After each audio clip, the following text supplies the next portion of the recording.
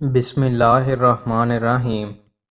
رسول اللہ صلی اللہ علیہ وآلہ وسلم نے ارشاد فرمایا، جب مسلمان اپنے مسلمان بھائی کی بیمار پرسی یا اس سے ملاقات کرتا ہے تو رب تعالیٰ فرماتا ہے کہ تو اچھا، تیرا چلنا اچھا اور تو نے جنت میں منزل یعنی گھر بنا لیا۔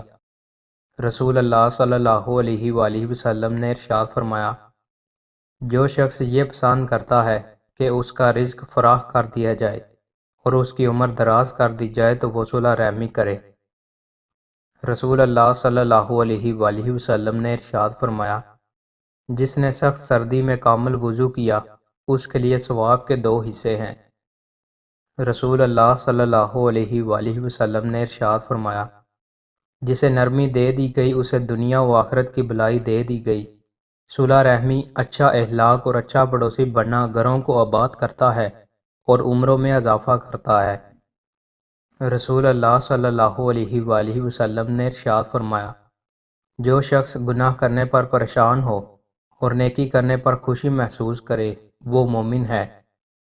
رسول اللہ صلی اللہ علیہ وآلہ وسلم نے ارشاد فرمایا، اگر کوئی مسلمان فوت ہو جائے اس کے جنازہ پر 40 ایسے آدمی شریک ہو جائیں جو اللہ کے ساتھ کسی کو شریک کرنے والے نہ ہوں تو اللہ تعالیٰ ان کی سفارش اس میت کے حق میں قبول فرماتے ہیں۔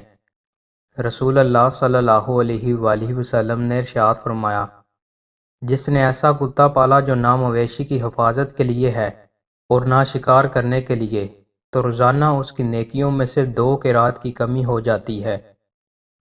مظلوم فلسطینی مسلمانوں کی معاونت کریں کیونکہ رسول اللہ صلی اللہ علیہ وآلہ وسلم نے ارشاد فرمایا کہ ایک مومن دوسرے مومن کے ساتھ ایک امارت کے حکم میں ہے کہ ایک کو دوسرے سے قوت پہنچتی ہے، اور آپ صلی اللہ علیہ وآلہ وسلم نے اپنے ایک ہاتھ کی انگلیوں کو دوسرے ہاتھ کی انگلیوں کے اندر کیا۔ دوستو، مزید اچھی ویڈیوز کے لیے ہمارے چینل کو سبسکرائب لازمی کریں۔ بہت شکریہ۔